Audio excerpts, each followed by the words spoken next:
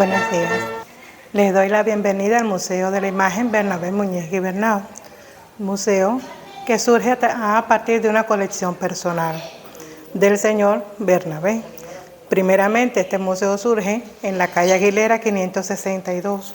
En ese momento es el Museo Casa y surgió allí el 8 de septiembre de 1975. Luego, la colección se le aumenta al compañero Bernabé y pide ayuda para incrementar el museo, buscar un local para poder poner el museo porque se le hizo pequeño el hábitat de su casa. Por lo que, tras de haberle ofrecido ciertos locales, incluyendo en el Parque Baconao, local que él no acepta porque el salitre afecta a las cámaras. Luego, a través de otras gestiones, se le da este local en 1990 y en el 92 ya se instala el museo después de haberlo modificado. ¿Seguimos? Ya. Entonces, el museo surge aquí el 21 de marzo de 1992, que es inaugurado en este local. Aquí entonces tiene cuenta de 4 salas, que es el cine, radio, televisión y fotografía.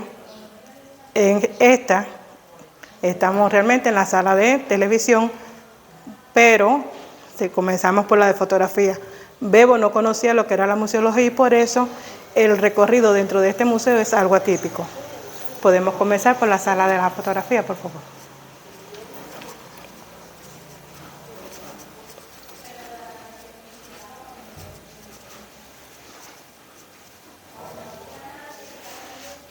En 1826 surge, se hace la primera imagen, se logra fijar la primera imagen por el señor Joseph Nicéforo Niepce.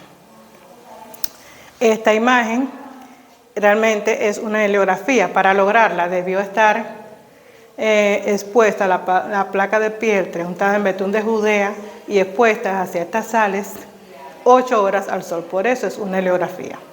El montaje fotográfico, si se da cuenta, está desmontado, porque a pesar de que estamos dando servicio, estamos en una etapa de reparación del museo. Acá tenemos la colección de cámaras de estudio. Pero debo decirle que Joseph Nicéforo Niepce en el desarrollo fotográfico se asocia a Louis Daguerre, que es el continuador del proceso fotográfico, porque Niepce muere. Le decía estoy algo nerviosa. Esta es una Speed Graphic de 1890. En la muestra de las cámaras fotográficas, es la primera que tenemos, perteneció al periodista Fernando Lescano. Luego de esta tenemos entonces, estas otras son, si se fija, son cámaras artesanales. En el desarrollo fotográfico estamos, aquella 1890, esta 1930, 1940 y ya hacia 1950 tenemos esta cámara que es la Rembrandt, que es de fabricación industrial. Básicamente, es una cámara que está mejorada por ser de fabricación industrial, tiene mayor estética, pero básicamente es el mismo principio en todas. Mantienen el elemento de fuelle y la base, pero todas con el mismo principio.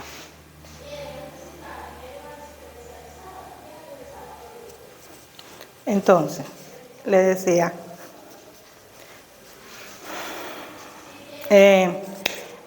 Joseph Nicéforo Niepce se asoció con Louis Daguerre. Acá entonces están las fotografías logradas, que realmente son daguerrotipos, logrados por Louis Daguerre. Esta fotografía, los daguerrotipos estaban abocadas a desaparecer desde el comienzo, porque era necesario mantener demasiado el tiempo para la persona lograr... ¿Cómo se hace el proceso de daguerrotipo? Bueno, es un proceso bastante largo, bastante largo. Primeramente la persona debe estar en posición de media hora, 45 minutos, en dependencia de la habilidad del fotógrafo. ¿Ves? Porque al comienzo de la fotografía, el hombre lo que quería mostrar que su mundo, ¿ves? Y esta fotografía, primeramente surge la fotografía mortuoria, luego la fotografía personal, donde el hombre se muestra a sí mismo y muestra lo que le rodea. Por eso es necesario tanto tiempo de exposición. Para este proceso se toman las placas de cristal, se exponen a ciertas sales de potasio y se pulen realmente. Ahí se me ha olvidado un poco el proceso de colusión. Se unen las sales, se pule la placa, entonces se exponen al calor en un lugar completamente oscuro. ¿Ven? Porque estas fotografías se oxidan con mucha facilidad. Eso es una realidad. En el caso de esta, ¿puede mostrarla acá?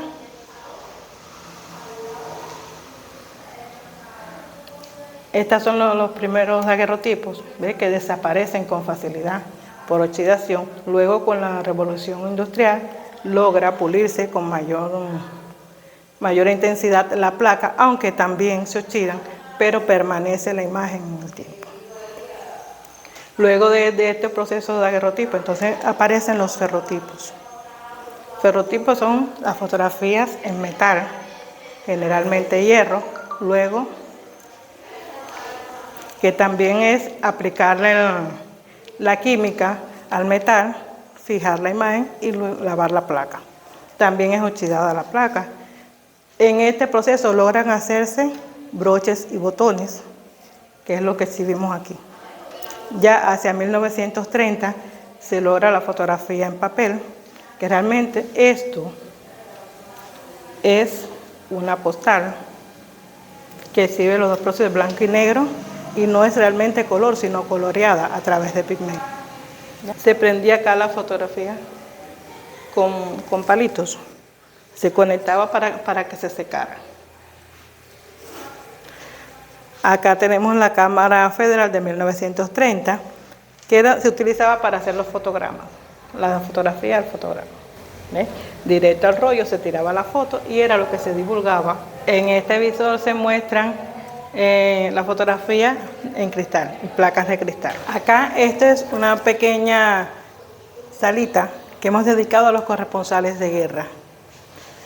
En esta sala montamos realmente pertenencias de Argelio Pérez Chávez, que fue un corresponsal de guerra cubano que muere en un accidente tratando de lograr los mejores ángulos para su fotografía en ese momento.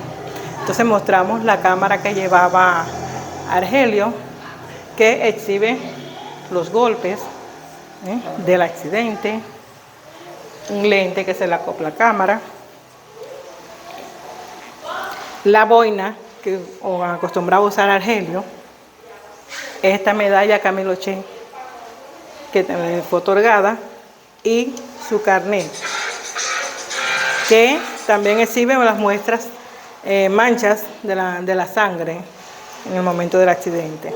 Estas dos es una cámara Combas de 6 milímetros de 1960, igualmente esta Bellanhauer, que son equipos que acostumbran a usar o acostumbraban a usar los reporteros de guerra. Un fragmento de proyectil de la guerra de Cangamba como recordatorio del lugar donde ellos, los fotoreporteros, realizan sus acciones y por qué generalmente resultan heridos. Porque al tratar de coger la noticia, la veracidad de lo que está sucediendo, se exponen en los combates. Entonces, por acá seguimos.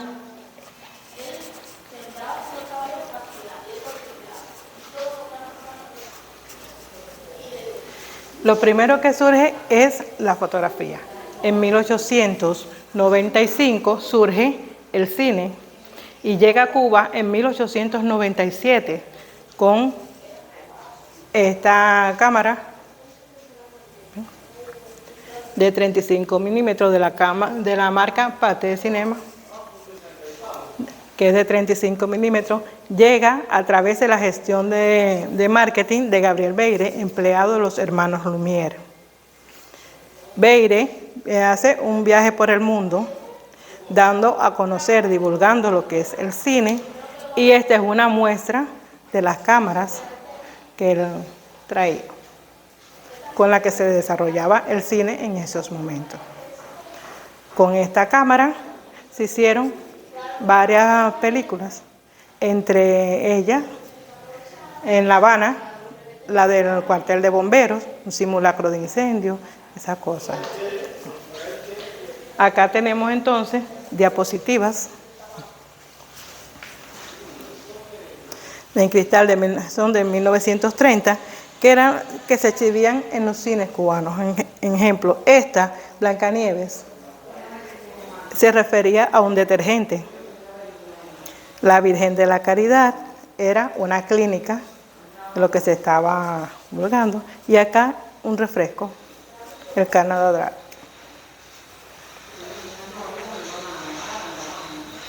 Esta sala de cine recibe el nombre de José Tadeo Palma, que era un camarógrafo del ICAE.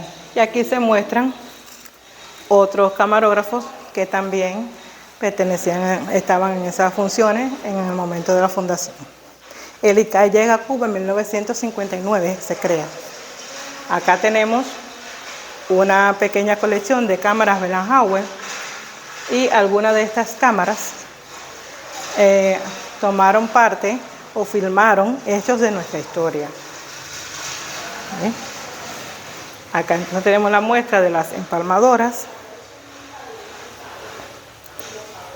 en los rollos de película de 16 milímetros, que estas empalmadoras son los equipos que se usan para unir la película. Por ejemplo, esta muestra los pomos, que era la resina que se usaba para unirla, y su diluente.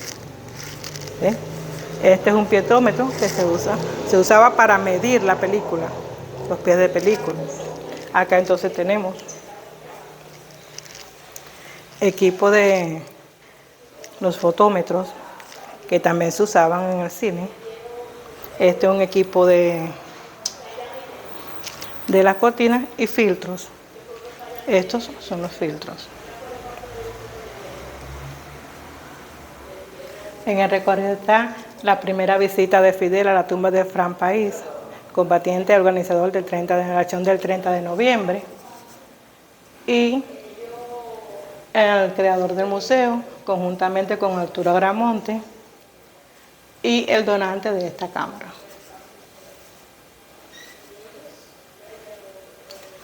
Esta es una exhibición de otros tipos de cámaras que actualmente están bajo investigación, pero las exhibimos acá.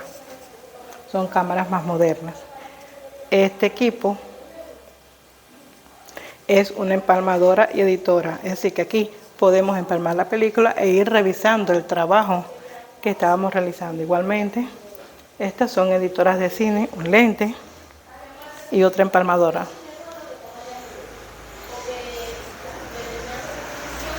Acá mostramos una pequeña colección de proyectores de cine. Proyectores. En esta pequeña colección tenemos el Pathé Cinema Baby, que es el punto de partida para el mercado infantil, porque con la salida a la venta de este proyector se abre el mercado infantil. Es producido bajo las normas para que los niños no fueran a herirse, no tuvieran ningún contratiempo y pudiesen ellos mismos proyectar sus propias películas. Acá entonces tenemos otros proyectores. Es el caso de este proyector, también está montado sobre la base, con la impronta cubana sobre la base de una máquina de coser para mantener el negocio en Cuba. Tenía acá otro. Estos equipos printers. En este caso, este printer es de la etapa silente, que llega hasta 1930, y este de la etapa sonora, que comienza en 1932. Este equipo lo que hace es unir el movimiento, el de la etapa silente, movimiento y luz. Este de 1932, en la etapa sonora, une o machea lo que es el movimiento, la luz y el sonido. Es lo que lleva las 4 ruedas. Acá entonces tenemos el proyector ucraniano, proyector de 16 milímetros.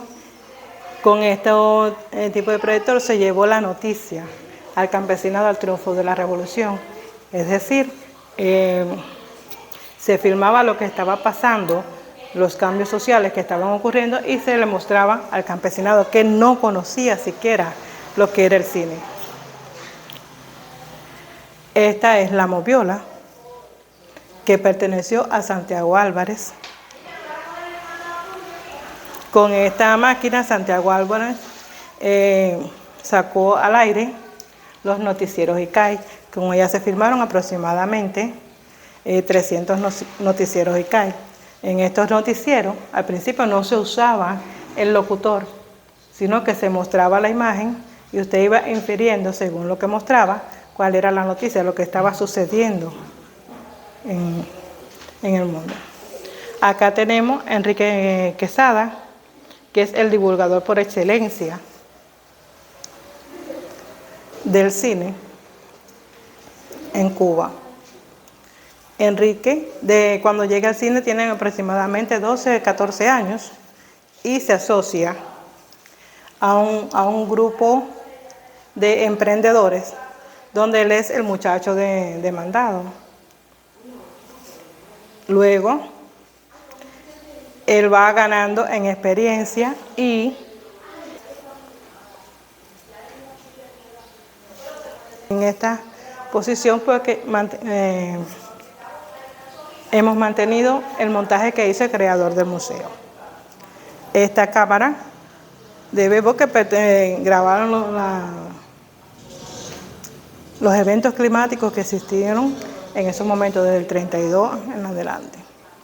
Esta es la foto del pionero rindiendo el homenaje al busto de José Martí en el Pico Real, un reconocimiento a Bebo. Ya aquí comenzamos en lo que es la sala de la televisión. La televisión llega a Cuba en el año 49, de 49 al 50, experimental. A partir del año 50 ya se establece lo que es la televisión, y esto ocurre a través de una disputa comercial y amistosa entre dos empresarios, Goar Mestre y Gaspar Pumarejo. Esta disputa es ganada realmente por Pumarejo, y sale que es el que saca la primera imagen al aire. Esta imagen fue el discurso del presidente Pío Socarrás desde el Palacio Presidencial, luego la fiesta que se desarrolló en la casa de Pumarejo, en lo que hoy son los estudios del Canal Habana. Acá entonces mostramos el bombo cilíndrico de 1950. En este bombo, ¿qué se hacía? Se filmaba y se ponían los rollos en el mismo orden en que iban a salir al aire. Se echaba la química por acá y luego se tapaba y se empezaba a accionar el bombo aproximadamente media hora para lograr que se fijara completamente la imagen al rollo. Esto se hacía a través de esto. Acá tenemos el Back Projection, también de 1950. La mayoría de estos equipos son de la marca RCA. Con este equipo se hacía la divulgación del canal Telerebelde. El canal Telerebelde aquí surge en el año 68, en julio del 68. Es decir, que se mostraba la imagen y luego salía el locutor hablando todo lo que necesitaba. Igualmente está el primer patrón de prueba que sale de la televisión acá, que exhibe grabados, degradados y números que se usaban para acoplar la cámara a los parámetros necesarios para esas 4. Es de Dumont, marca Dumont. 1944, fabricación estadounidense. Esta cámara realmente andaba sobre rieles en los estudios. ¿Ven? Para mover esta cámara se hacía necesario aproximadamente 5 personas, es decir, el camarógrafo, el asistente y 3 personas más que ayudaban a mover por el peso que tiene aproximadamente 1 tonelada. La marca Dumont son las primeras cámaras que llegan aquí a Cuba y son entonces las que se proliferan en la televisión cubana. Esta cámara es única en su conservación en el mundo, así que ya no existen otras. Existieron, pero ya en el mundo solo queda esta. Acá tenemos el iconoscopio, que es una muestra del primer tubo de transmisión que usaron las cámaras, que es lo que posibilita que llegue la imagen a nuestros televisores. Y a partir de aquí entonces surgió el verdadero desarrollo de lo que es la televisión electrónica. A partir de este tubo de cámara en el desarrollo tecnológico, luego del iconoscopio llegan los orticones, que lo que hacen es mejorar la calidad de la señal. Entonces, a partir de ahí es la lucha por mejorar la calidad de la imagen. Llegan los orticones en 1940, el iconoscopio en 1933. Lo hicieron en 1926, pero a partir de 1933 que se dan las condiciones propicias para su desarrollo a nivel industrial, y después entonces es sustituido por el orticón. Les decía, estas 3 cámaras al final representan la tecnología blanco y negro.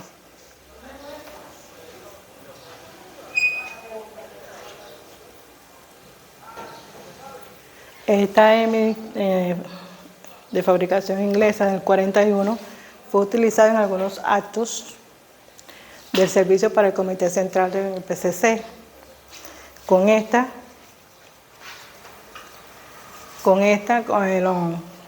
como acto más relevante es la graduación, la entrada de los rebeldes a La Habana y la graduación de los médicos que se realizó en el Pico Turquino.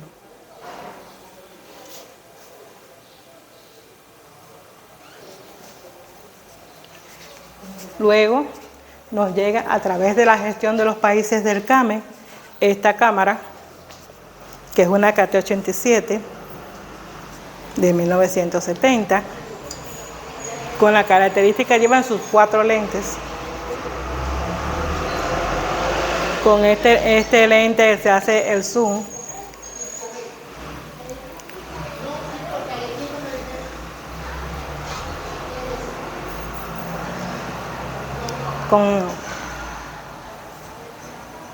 Se hacían muchos juegos de cámara en ese momento, se paneaba lo que era el estudio, los sets. Luego el desarrollo tecnológico nos lleva a esta cámara, ¿ves?, que es de fabricación japonesa, es la cámara NET. Acá era necesario todavía los tubos, aquí no. Esta tiene su proyector de pulsos que ya no necesita el cambio constante de los tubos. Una mejora en el lente, usa un solo lente con el que hace todo, de más fácil manipulación por parte del camarógrafo y mayor calidad en la imagen. Entonces por acá les decía, tenemos el proyector de diapositivas.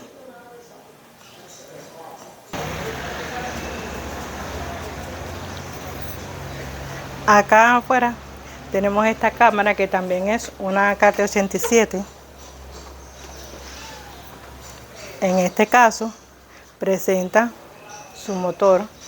No es necesaria tantas personas para el movimiento de la cámara, solamente el camarógrafo y su asistente que va moviendo la cámara. Tenemos entonces acá el ómnibus. Ómnibus de control remoto de 1940, que era el que se utilizaba para las transmisiones en la televisión santiaguera. Es el tercero que llega a Cuba.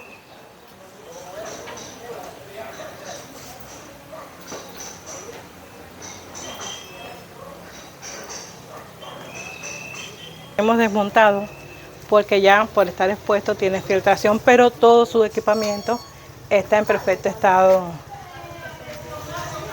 de funcionamiento.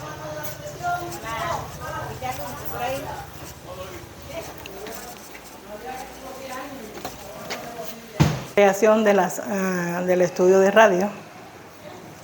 En estos momentos es la mesa de transmisión y la foto de nuestro comandante en jefe con el micrófono de la marca RCA. Es decir, en 1966 en Cuba entra el ciclón Inés, pero en 1963 ya había pasado el ciclón Flora, ciclón que tuvo cierta semejanza con Sandy. El ciclón Flora hace un 8 en nuestra isla, es decir, logra entrar. Y tenemos también este equipo que es un grabador de disco de un solo brazo. Existieron hasta de 3 brazos, es de la marca RCA y es lo que se usaba en las emisoras para grabar los programas y poner la música.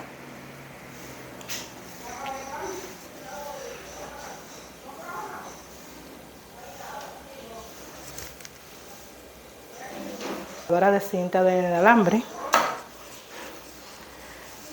con una grabadora. Bueno, muchas gracias por su atención y deseo que vuelva en otro momento para darle un mejor servicio. Gracias.